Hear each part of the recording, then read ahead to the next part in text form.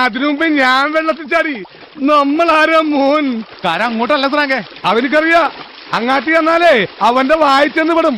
തിരിച്ചു നീന്തിയാ വല്ല സഹാറ മരുവിൽ പോയി രസപ്പെടാ.